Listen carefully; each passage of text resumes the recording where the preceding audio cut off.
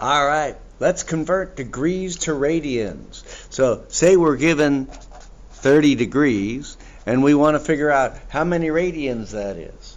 Well, we're going to use a conversion factor. Now remember that 180 degrees is the same thing as pi radians. So you're going to multiply this by a conversion factor. Now the trick here, you're going to use 180 degrees and pi radians. Now where to put them? So you have degrees upstairs, so you want 180 degrees downstairs. And we're going to put pi upstairs. Now, if it helps you, kind of think of 30 degrees is 30 degrees over 1, and we're just going to multiply across. So now notice also that we have the units upstairs is degrees and degrees. Those will cancel out. So upstairs divided by downstairs, that will cancel out. So that's one indicator that you're doing it right, that the units canceled out correctly. Now we're going to multiply across. 30 times pi is going to equal 30 pi. And on the bottom, 1 times 180 is 180. Okay. With radians, you're going to expect to be seeing that pi, so that looks good. Now, you might realize that that fraction is not simplified. Let's do a little calculator trick, because I wouldn't want you to do this, spend too much time trying to figure out fractions here. If we go alpha y equals and just hit that fraction, we're going to put 30 upstairs, and we're going to put 180 downstairs. Now, let's not worry about pi. We know it's there, and we're going to put it in the final answer, so let's just not worry about it now. We hit this. If you can see my display there, that gives you 1/6. So that's 1/6, and then we're going to add the pi. Now, a lot of people will also write this as pi over 6. I have no preference. You can write it either way. But notice we were letting the calculator do the heavy lifting for the fractions. Now let's try one more here. Let's say you had 45 degrees and you need to figure out how many radians that is. Well, if you remember our project from the other day, you start on the tape at 0. Well, you know 45 degrees is pi over 4, or 1/4 pi radians.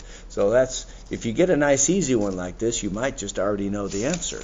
But let's just say, hey, let's try and get this thing, use a conversion factor. We're going to multiply it. We have degrees upstairs, so I know for my conversion factor I need degrees downstairs, and then 180 and pi. Now remember, pi radians and 180 degrees are the same thing. So we're essentially, it's a fancy version of multiplying by 1.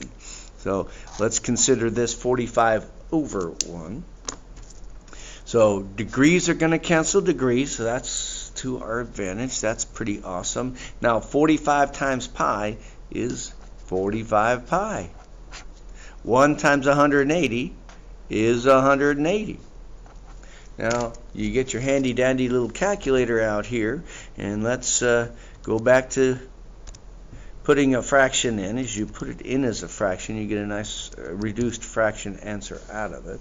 Let's just make sure we can see this. So I put it in as a fraction, and I put this, that's 1/4 pi. Now remember, I knew pi was in there, but I didn't put it in the calculator because the calculator would do something you wouldn't want. So we're going to go back here, and that's 1/4 times pi, which a lot of people will write that as pi over 4. I think more people tend to write it as pi over 4, so hopefully you can do it either which way. Let's just do one last one just to make sure we have it. Let's try and convert 90 degrees to radians, and this is 90 degrees over 1. We know we're going to multiply by a conversion factor, and I have degrees upstairs, so I need 180 degrees downstairs, and then pi is the same thing as 180 degrees. Now, luckily enough for us, degrees upstairs divided by degrees downstairs cancels. 90 times pi is 90 pi, 90 pi. And then 1 times 180 is 180. we know that the answer is going to have pi in it. We go to the calculator, zoom into the calculator a little bit, put in the fraction.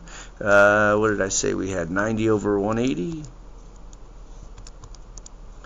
And we just hit enter, and that reduces to 1/2, which you probably already knew that, but I just love how this calculator works.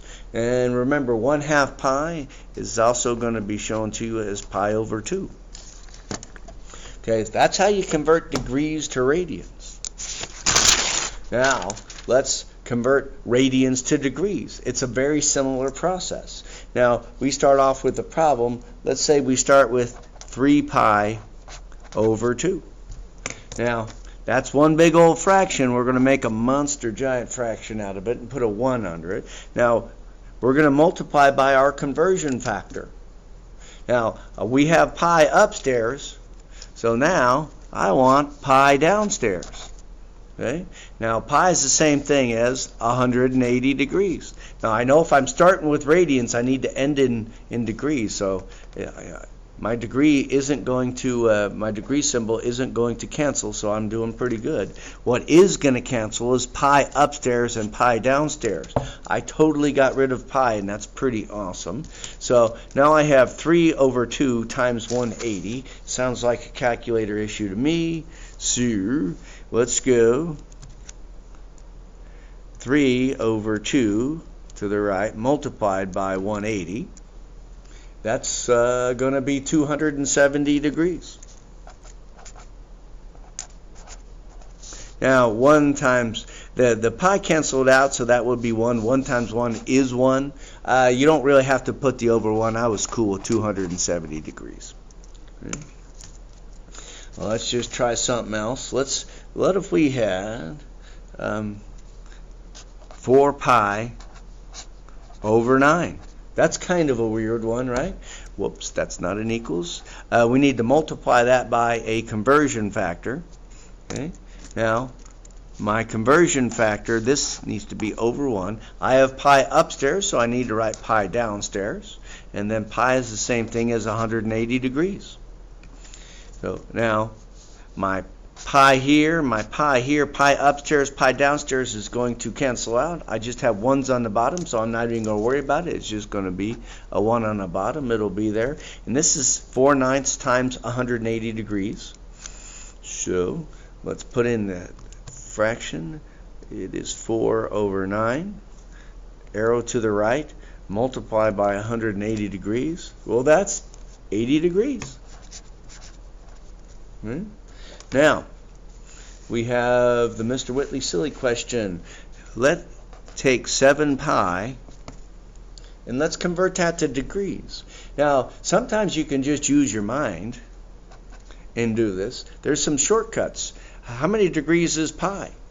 Remember, pi is the same thing as 180 degrees. So we can say this is 7, and we can just replace that pi with 180 degrees. And we're going to say 7 times 180 degrees. That's 1,260 degrees. That's a lot of degrees. Now, let's just say you didn't quite remember that. We can always go back to the conversion factor. We have 7 pi. We'll put that over 1. We're going to multiply by our conversion factor. We know that we need pi on the bottom, pi on the top, pi on the bottom. Pi is the same thing as 180 degrees.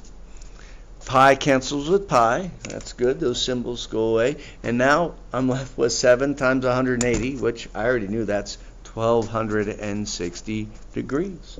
So that's how you do it. Good luck and have a great day.